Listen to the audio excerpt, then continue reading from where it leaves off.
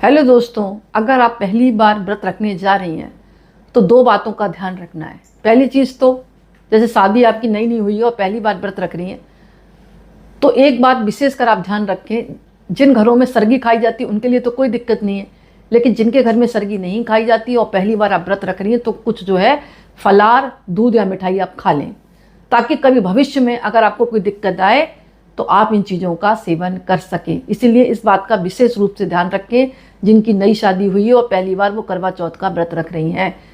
दो बातें हैं, सरगी होती है तो कोई दिक्कत नहीं है, और सरगी नहीं होती और तो पूरे दिन निर्जल रखा जाता है, तो उस स्थिति में अगर पहला व्रत रख रही है तो कुछ आप जो है फलार है, दूध है, बर्फ़ी वगैरह आप खा लें, ताकि भविष्य में जैसे कभी आप प्रेग्नेंट हैं या फिर तबीयत खराब है तो उसको आप ले सकें, नहीं तो आगे समस्या खड़ी हो सकती है।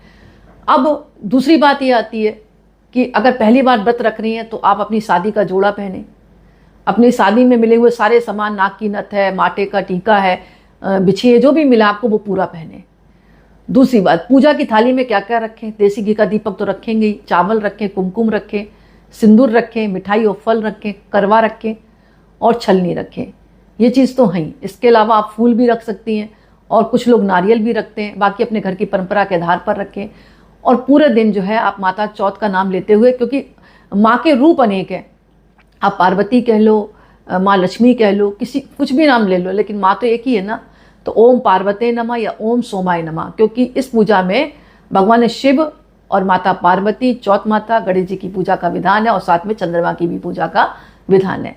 तो आप ओम पार्वते नमः, ओम पार्वते नमः या ओम सोमाय नमः का जाप कर सकते हैं।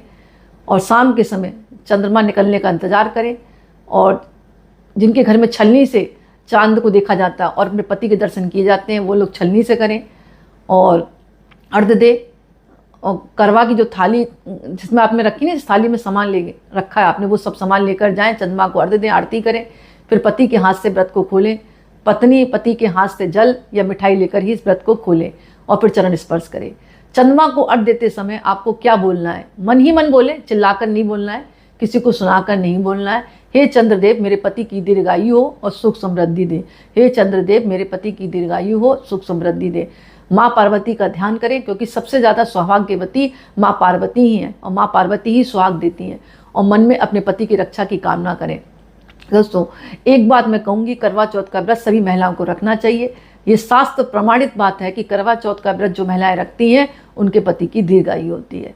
तो कोशिश यही रहती है कि आपके पति का स्वास्थ्य ठीक रहे, ये सोचकर आपको विचार करके व्रत रखना चाहिए। और भूल चूक हो उसके लिए क्षमा मांगे और व्रत को आपको अच्छी तरह रखना है। दूसरी चीज़, व्रत